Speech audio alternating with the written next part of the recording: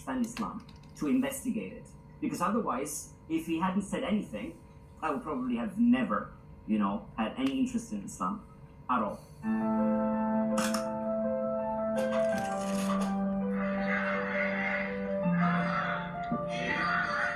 Kita tahu, sudah begitu banyak demonstrasi yang dilakukan warga Amerika untuk menentang kebijakan Presiden Donald Trump yang kerap menimbulkan kontroversi. Dan kita juga tahu, begitu banyak umat Islam yang tidak menyukai beberapa komentar Trump yang kerap tidak berimbang dalam menilai Islam. Namun, tidak banyak orang yang akan mengira ternyata Allah Subhanahu wa Ta'ala menjadikan Donald Trump sebagai jalan hidayah seorang Kristen untuk memeluk Islam. Seperti kisah Brother Mirko, Trump yang terus-menerus memberikan pernyataan negatif tentang Islam justru membuat Mirko, seorang profesor linguistik, terdorong untuk mempelajari Islam lebih dalam. First, I was a Christian, I was a Catholic, I was born in a Catholic family, even if they were not so, nominally, let's say. They were nominally Catholic, and as at the time as a Christian, I wanted to, be as active as possible within the community. So I was more within, a Franciscan community, and then I actually, at the age of 16, I felt inside me the idea of becoming a priest, a Franciscan friar. Yes, so I decided to follow that path, and I became a postulant at the age of 18. In a Franciscan friary, and I remained there for 1.5 years, more or less. And at a certain point, it started becoming difficult. I wasn't probably prepared for that kind of experience. Setelah menjalani masa postulat, yang merupakan masa peralihan dan perkenalan bagi calon biarawan agar dapat berorientasi dan mengenal kehidupan membiara, Mirko justru menemukan banyak masalah di sana. Hingga akhirnya ia memutuskan untuk keluar dan menjadi ateis. Have you heard that one of the most trending remote profession right now is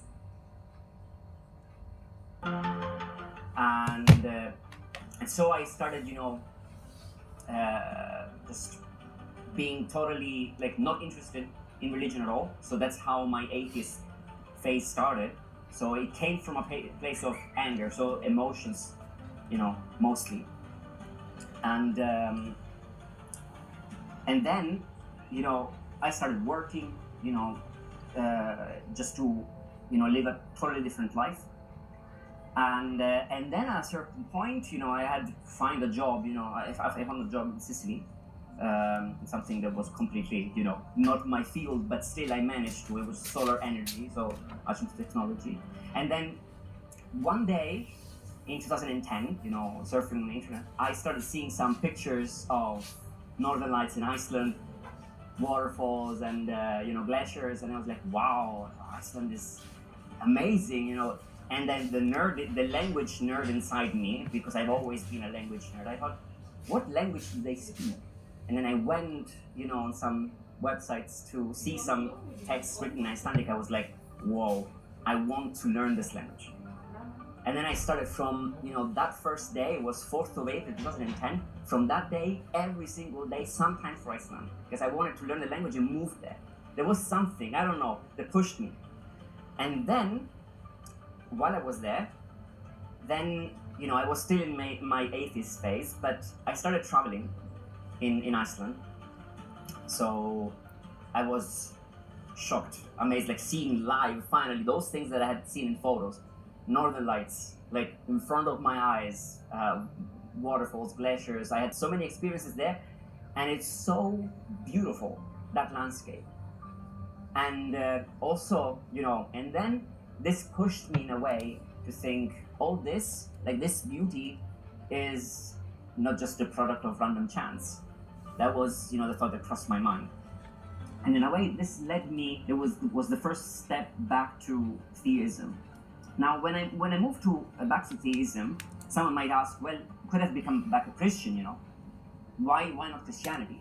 Because even in that case, my thought is, no, I would never, come back to Christianity, because from my experience of Christianity is the idea of keeping balance.